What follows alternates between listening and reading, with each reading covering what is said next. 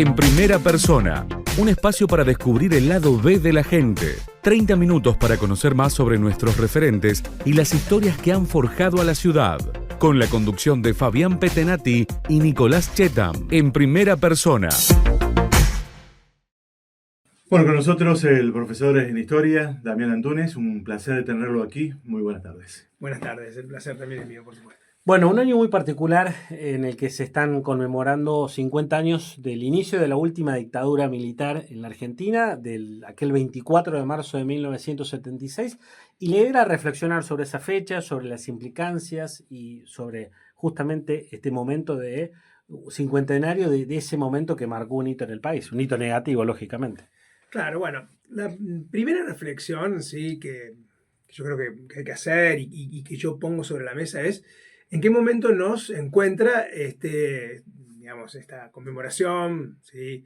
En realidad, esta lectura que tenemos que hacer a 50 años, ¿no? 50 años del golpe de Estado, a 50 años, es en 2026, hoy mismo, o sea, estos días.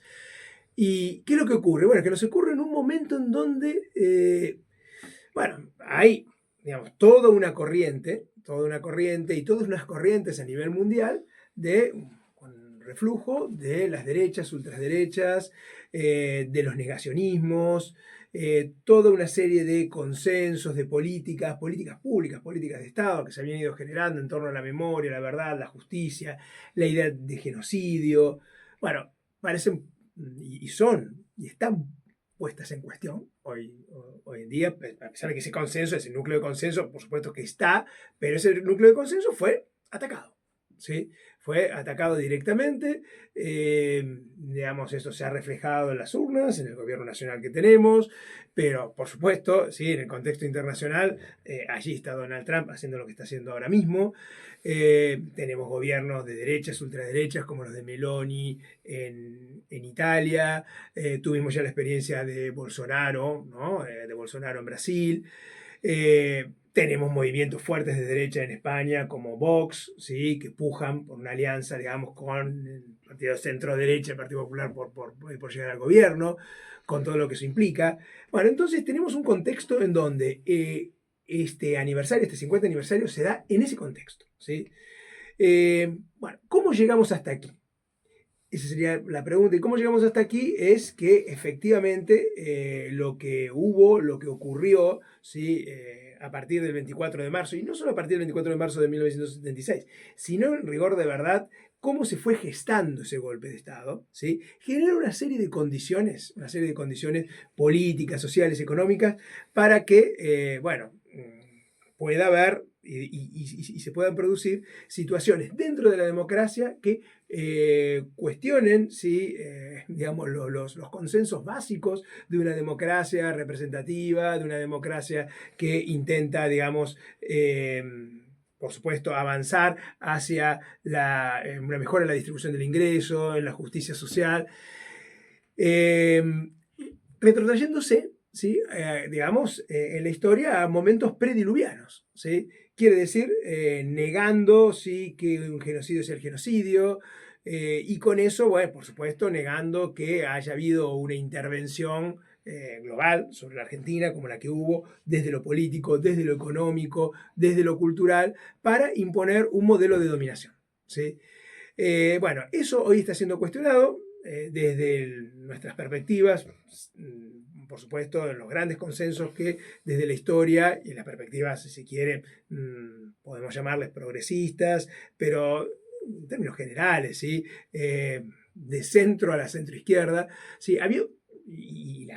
Existe un consenso generalizado en torno a que estamos hablando de lo que ocurrió tuvo que ver con una planificación, ¿sí? Una conspiración, planificación, que esto tiene un carácter transnacional, quiero decir que esto aquí intervino, por supuesto, lo que después se va a configurar como el Plan Cóndor, interviene, ¿sí? La Secretaría de Estado de Estados Unidos, interviene directamente Estados Unidos para asegurar el control estratégico sobre la región en un momento en donde las democracias, y aún esas democracias tan débiles, le sobraban en el último trayecto de la Guerra Fría y necesita imponer regímenes de fuerza.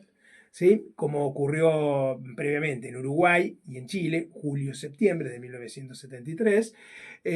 Por supuesto ya había ocurrido en Brasil en 1964 y la Argentina, digamos, viene de alguna manera a terminar de coronar, ¿sí?, la imposición de las dictaduras. Ya había ocurrido en Bolivia, digamos, la instauración de las dictaduras latinoamericanas que van a configurar ese armado, ese control regional que después se conocería como el Plan Cóndor.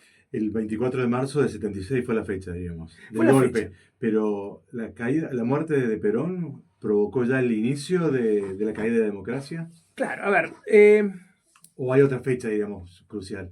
para analizar el porqué, o sea, las circunstancias, las raíces más profundas del golpe de Estado del 24 de marzo de 1976, no nos podemos quedar con la madrugada del 23 al 24 de marzo, donde bien sabemos cómo fue el golpe. El golpe en Argentina es un golpe para nada cruento. Todos sabemos cómo es. O sea, Isabel Perón, la presidenta, ¿sí?, estaba terminando una agobiante jornada, ¿sí?, digamos, en esa tarde-noche, donde aparentemente había tenido una serie de reuniones con los que estaría frenando lo que era la inminencia del golpe. Su secretario, ya cerca de las pasadas las 12 de la noche, ya entrado el día 24, lo que sería, ¿no? Su secretario Julio González, bueno, me propone terminar la jornada. La presidenta se dispone a ir a la residencia de Olivos. Lo iban a hacer en coche. Les aconsejan que no lo hicieran el viaje en coche, que lo hicieran en helicóptero. Sí, llaman al helicóptero, tac, tac, suben, y cuando empieza a tomar vuelo el helicóptero, sí, hace digamos, un desplazamiento hacia el Río de la Plata. Ahí se generan las preguntas: ¿qué pasa? ¿Dónde está? Tac, tac, tac, tac. Llega al aeroparque, luces apagadas, por supuesto, la bajan, tuk, tuk, tuk, y le hacen firmar la renuncia y la envían a la residencia, presidencial que tiene el Estado, llamada El Misidor, en Neuquén, ¿sí? Aparentemente, ¿sí? No se derramó, nadie dijo casi nada, no hay casi ningún... No hubo resistencia, digamos. Sí, se estaba esperando. Sí, a ver, en mis investigaciones me acuerdo que hablando con referentes de la juventud peronista montoneros, te decían, bueno, a ver, el golpe era tan inminente que si tardaba 3 días más ni los granaderos iban a ir a la Casa de Gobierno, ¿sí? Bien sabemos que entre diciembre y enero, después del pregolpe, un intento de la Fuerza Aérea, ¿sí?, el golpe del brigadier Capellini, ¿sí?, que se frustró en diciembre, a finales de diciembre, en las navidades de diciembre de 1975. Bueno, a partir de ahí los diputados y senadores van sacando sus pertenencias del Congreso. Para el mes de febrero no queda nadie ni nada en el Congreso. 2 días antes, el día 22, en una conferencia de prensa que hace el gobernador de la provincia de Buenos Aires, peronista, Victorio Calabró, antiverticalista, o sea, anti-Isabel, ¿sí? Se despide, hace una conferencia de prensa, se despide de los periodistas, dice que muchas gracias por los, digamos, el trato que han tenido y que nos volvemos a ver en algún momento, ¿sí? Dando por cuenta que ya se había terminado todo, ¿sí? 2 días antes. Es decir, esas son las circunstancias de lo que se llama el tiempo corto de la política, muy corto. Ahora tenemos que ir para atrás, como bien decíamos. ¿Y para atrás con qué nos encontramos? Y bueno, nos encontramos con la política imposible de la Argentina del posperonismo, o sea, del 55 en adelante. Es decir, la disputa, ¿sí?, que genera, ¿sí?, todas las transformaciones sociales, económicas que genera el peronismo, que empodera a los sectores de la clase, llamémosle, trabajadores, de los trabajadores de la Argentina, ¿sí?, en una alianza circunstancial con empresarios nacionales, ¿sí?, en un momento con el apoyo de la Iglesia, se va desmoronando.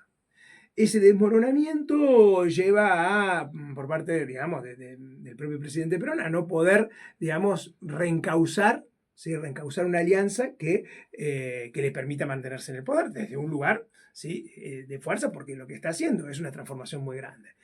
Desde el otro lado, desde el campo, digamos, de la oligarquía, desde el campo, digamos, del capital concentrado, bueno, evidentemente toman nota de la debilidad que la venían esperando y la venían trabajando desde hace mucho tiempo, Y bien sabemos lo que pasa en el año 1955, los bombardeos de junio, ¿sí? El golpe final en septiembre, ¿sí? A partir de ahí, la política se vuelve imposible en la Argentina. ¿Sí? Se vuelve imposible el péndulo cívico-militar, un intento de retornar, ¿sí?, a la democracia representativa con la proscripción del peronismo, es decir, con la mayoría del electorado, se vuelve imposible, ¿sí? Y por otra parte, la clase dominante ve que mantener el control de la situación, ¿sí?, con gobiernos débiles, semiconstitucionales, se les vuelve cada vez más complicado. Está el intento de Frondizi, está el intento con Ilia finalmente, y después dicen, vamos a una dictadura larga, con Onganía. ¿Qué pasó con la dictadura larga? No terminó siendo largo. ¿Por qué? Bueno, porque las fuerzas sociales, digamos, el desarrollo cultural de la Argentina, las fuerzas, digamos, de los trabajadores en una Argentina industrial fue tan importante que organizándose y el peronismo, o digamos, lo que ve el movimiento peronista a través de una juventud que se va, digamos, va naciendo en los años 60 y va, digamos, reconfigurándose en torno también a las influencias, por supuesto, de todo lo que tiene que ver con el foquismo cubano, ¿sí?, la nueva izquierda, si se quiere. Bueno, van organizándose y producen lo que producen, el cordobazo, los asos, y lo que iba a ser una dictadura larga es, digamos, un intento, digamos, se convierte en un intento lo más improvisado posible por parte de esa dictadura de la Revolución Argentina para tratar de ganar una salida democrática, pero para ganar tiempo, ¿sí? Para ganar tiempo frente al embate revolucionario, ¿sí? Entonces, la salida democrática del 73 es, vamos a restaurar, ¿sí?, el sistema democrático, vamos a ir a buscar a Perón lo vamos a llamar para ver si puede actuar de una barrera de contención de esto que nos va a desbordar.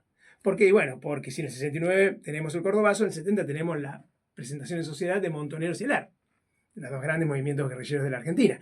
O sea que frente a esa situación, frente a esa tensión, esa tremenda disputa que se da en términos de poder, ¿sí?, frente a un proyecto revolucionario que se va haciendo muy rápido, que se va construyendo muy rápidamente y de manera, si se quiere, muy poco clara, ¿sí?, salvo para las propias organizaciones, pero el resto de los trabajadores no tienen muy claro, ¿sí?, ese proyecto revolucionario. Sí tienen claro la experiencia peronista, sí tienen claro lo que sería el programa de la comunidad organizada, pero todos de una u otra manera coinciden en que traer a Perón, ¿sí?, de alguna manera podría arbitrar el conflicto, unos para tratar de ganar tiempo, para dar el zarpazo, la clase dominante, otros para su proyecto revolucionario, y otros para tratar de volver a la comunidad organizada del 45, 46 al 55, ¿sí? ¿Qué pasa eso? Llegamos a la muerte de Perón. Efectivamente, no funcionó el pacto social. El pacto social choca ni más ni menos con el final de los años dorados, ¿sí?, con la crisis del petróleo del 73. ¿Sí? Si vos querés, digamos, generar un pacto un pacto social estabilizando, ¿sí?, las variables económicas, congelando precios y salarios, ¿sí?, y en un año, ¿sí?, el barril de, digamos, Brent, del petróleo, como precio testigo, que en agosto, septiembre del 73 costaba $3 y algo, bueno, en un año después lo tenés a 12 dólares, se multiplicó por 4. Evidentemente estalló todo el programa de estabilización económica, que por cierto, un programa de estabilización económica de pacto social que no se llevaba muy bien con un programa revolucionario, que lo que menos querían era estabilizar variables, sino avanzar en, digamos, si se quiere, en el control de los trabajadores sobre los medios de producción, en última instancia, ¿sí? Bien, vamos a seguir con la charla, vamos a hacer una pausa. Le dejamos una pregunta al profesor para que nos responda cuando regresemos y tiene que ver con qué mirada tiene usted respecto a justamente los grupos guerrilleros más importantes de los 70, Montoneros, el ERP, a los que se cuestiona mucho, sobre todo en este momento, y a los que se le atribuye, bueno, a veces un rol determinante para lo que fue después el comienzo de la dictadura. Queremos saber cuál es su mirada después de la pausa. Seguimos el diálogo con el profesor Damián Antúnez, conociendo un poco la historia del golpe del 76, previo a lo que habíamos hecho referencia, la presencia del ERP, de Montoneros. ¿Cuál es su visión, su posición sobre estos dos grupos guerrilleros? Bueno, habíamos dicho, digamos, que las fuertes transformaciones que se producen entre los finales de los 50 y durante los años 60 llevan a que, a que la idea, ¿sí?, y la praxis, o sea, la idea de revolución, ¿sí? En términos teóricos. Y la praxis revolucionaria cambia de paradigma. Es decir, ya el paradigma no es más la Revolución Rusa, sino es, digamos, otro tipo de revolución que no necesita que se concreten lo que llaman las condiciones objetivas, es decir, que el país se industrialice de una manera vigorosa para tener un número suficiente de obreros, ¿sí? De trabajadores proletarios que pueda avanzar y expropiar a la burguesía, sino que con organizarse, tomar conciencia de la opresión, ¿sí? De la opresión, los oprimidos, antes que de la explotación, ¿sí? Es decir, la variable opresión puede sustituir a la variable explotación como tal, en términos clásicos, y con eso, digamos, todos los oprimidos de una u otra manera podemos tomar conciencia sin necesidad de proletarizar o de entablar un proceso de proletarización para tomar la conciencia de clases. Podemos ir al monte, ¿sí? Y si somos jóvenes mejor, ¿sí? Y, digamos, el sujeto revolucionario de una u otra manera se desplaza desde el obrero industrial al guerrillero heroico. ¿Se entiende? Ahí tenés el foquismo cubano. Ahora, la idea del foquismo cubano es que un grupo chiquito puede hacer una revolución. Una suerte casi de élite revolucionaria. Por supuesto que en el marxismo-leninismo, en la Revolución Rusa, también hay una vanguardia, pero la vanguardia es una vanguardia que empuja proletarios y empuja campesinos, empuja masa. La idea de irte al monte, vos con un grupito, es una cosa, y después vos armás un grupo, pero está en lo militar. El eje está puesto en cómo organizarte militarmente para, ¿sí? Derrocar, ¿sí? Al opresor. ¿Se entiende? Bueno, esta concepción lleva a una revisión total, ¿sí? De la idea de revolución, entre otras cosas, que se puede hacer ya. Es una cuestión de organizarse, irse al monte, ¿sí? Entonces, que la revolución es joven, ¿sí? Que está por hacerse y que no hay que perder el tiempo. Bueno, esa inmediatez, ¿sí? Lleva a esa reconfiguración y además mirar, digamos, la revolución en términos de movimientos de liberación nacional.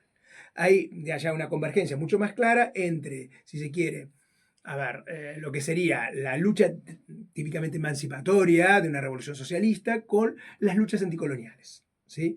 Entonces eso encarna en los problemas propios de América Latina y hace que pueda ser mucho más potable y no solo potable, sino que pueda ser directamente posible, ¿sí? Encarnar un proceso revolucionario a partir de, digamos, la convergencia con sectores nacionalistas, patrióticos, que tengan la patria como bandera. Entonces, lo que antes, digamos, el socialismo de tipo internacionalista no era muy compatible, nacionalismo con socialismo, ¿sí? Bueno, para la nueva izquierda lo es. Entonces, el peronismo es una cantera, ¿sí? Es un nacionalismo burgués que evoluciona en un movimiento de liberación nacional en donde, digamos, estos trabajadores rápidamente podrían convertirse en parte de un proceso nacional revolucionario, socialismo nacional. Bueno, esto hace que pueda emerger, ¿sí? Un planteamiento, digamos, si se quiere, de organización armada, guerrillera por parte del peronismo. A lo que se va a sumar, digamos, las nuevas corrientes guevaristas, ¿sí? Que algunas vienen, digamos, con algún origen trotskista, etcétera, etcétera, pero que en la idea y en la idea del Che Guevara y del foquismo van a encontrar, digamos, un núcleo también para activar rápidamente la revolución. Y entonces ahí tenés Montoneros y tenés el ARPA. Ahora, ¿de qué prescindieron estas organizaciones? Ni más ni menos que del pueblo. Pocas palabras. Vamos a hacer una crítica que a algunos no les gustará mucho. Pero, como todo. Claro, pero están despojados, muy despojados, porque, claro, el funcionamiento de organización, ¿sí? Clandestina, ¿sí? Hace que trabaje sobre una mini vanguardia, que es esa dirección, ¿sí? Que a su vez trabaje sobre principios de clandestinidad. Entonces, el contacto con la masa, el contacto en las fábricas, se vuelve, muy marginal. Claro. Muy marginal. Entonces, ¿qué pasa? La revolución empieza a plantearse desde lo militar. ¿Sí? Desde lo militar, y lo que le pasa a las organizaciones armadas es que quedaron, por decirlo de alguna manera, por fuera de la realidad. ¿Sí? Por fuera de la... O sea, ¿qué se les perdió? Se les perdió un análisis de la realidad argentina de 1973-74. Se les perdió quién era Perón y las funciones que cumplía Perón. ¿Y el ¿sí? golpe apuntaba a ellos? ¿A la cantidad de desaparecidos, las muertes? El golpe lo que apunta es a dar por tierra con todo lo que se configuró en torno a lo que se conoce como la Argentina peronista. La Argentina industrial, etcétera, etcétera. La guerrilla es una excusa. La guerrilla nunca fue importante desde el punto de vista militar. ¿Sí? Estaba el foco guerrillero tucumano del ERP, que era el único foco como tal, estaba desmantelado a finales de 1975. ¿sí? Las operaciones no pueden salir una peor que la otra a ambas organizaciones armadas. El caso de Formosa en septiembre del 75 por parte de Montoneros. El caso desde el enero del 74 con el ataque, ¿sí?, al cuartel de Azul por parte del ERP, o a finales del 75 el otro ataque que se da en la provincia de Buenos Aires, que se conoce como Montechingolo, ¿sí? Un desastre peor que el otro, ¿sí? No hay peligro, a ver, todos esos peligros de la subversión, es parte de un relato, un discurso que está construyendo el expediente, ¿sí?, para acabar, digamos, con esos restos, ¿sí?, de, ya llamémosle Estado de Derecho, que aún quedaban restos. Porque bien sabemos que bien sabemos que desde noviembre de 1974 tenemos estado de sitio en Argentina, que está el accionar de grupos parapoliciales de extrema derecha como la AAA. Lo hemos sufrido en Córdoba, en nuestra universidad. Que hubo un ensayo de golpe de Estado en nuestra propia provincia con la destitución del gobernador Obregón Cano en febrero, concretamente el 27 de febrero de 1974, ¿sí? ¿En dónde? Podríamos decir, y no hay muchas formas de desalvar, que es prácticamente auspiciado, ¿sí?, por el Poder Ejecutivo Nacional, es decir, por la Presidencia de la Nación, presidente Juan Domingo Perón, ¿sí? Hizo casi todo para que eso sucediera. ¿Se entiende? Bien. Días antes del golpe de Estado desaparece uno de los últimos 5 gobernadores vinculados a lo que se llama la tendencia revolucionaria del peronismo, que es Miguel Ragones de Salta.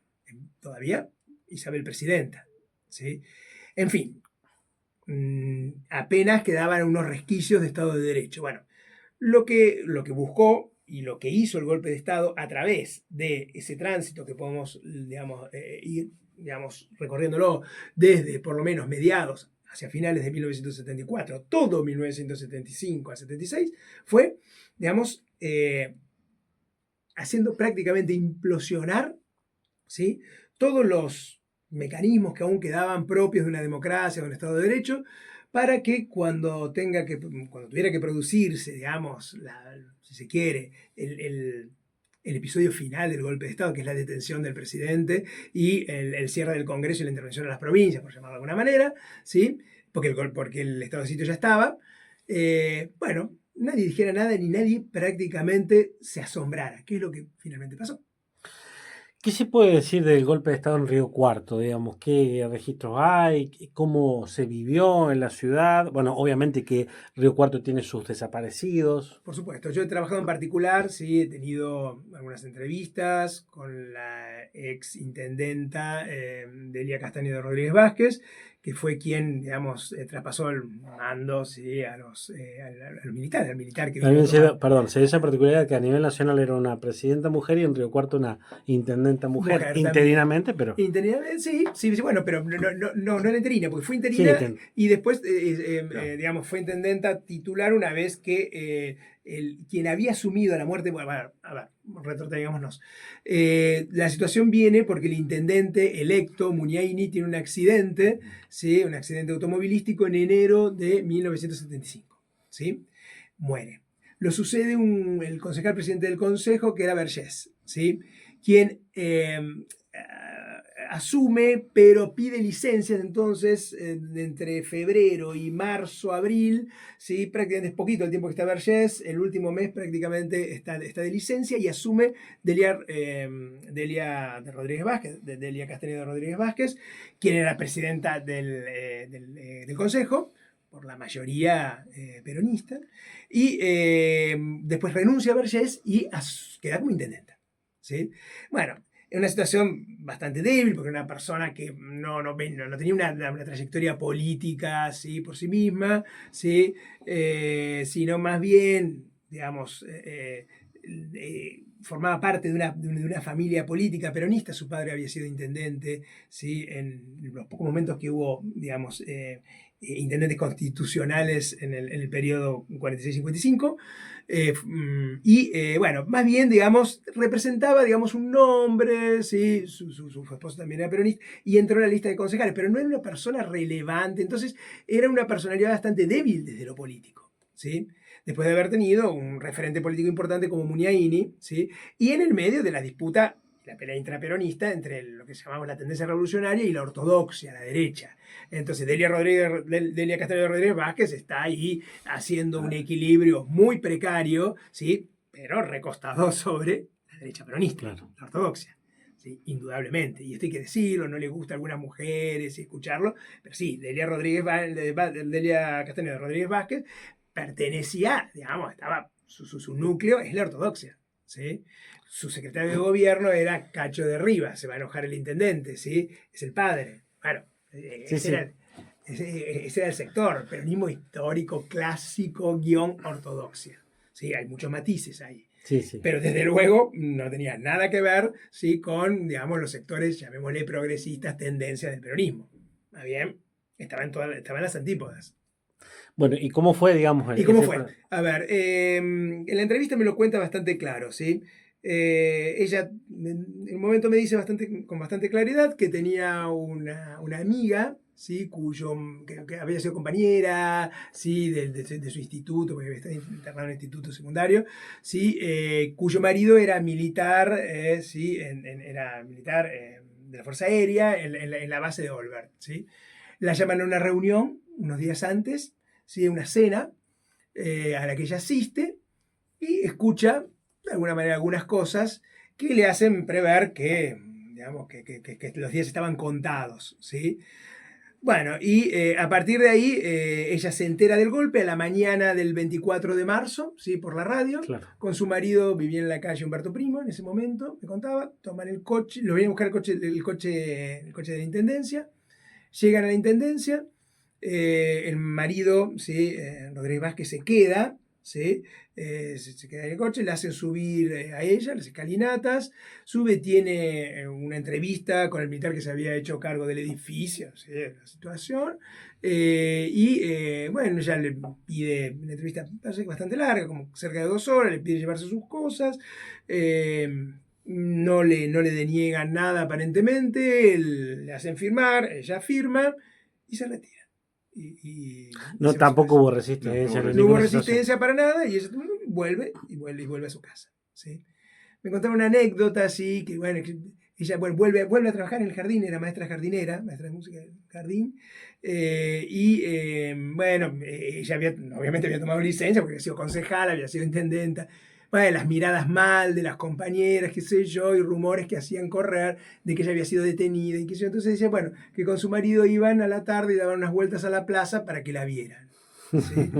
Su preocupación más bien era eso, de no saber que había estado detenida, que se va por, digamos, por cuestión de prestigio, qué sé yo.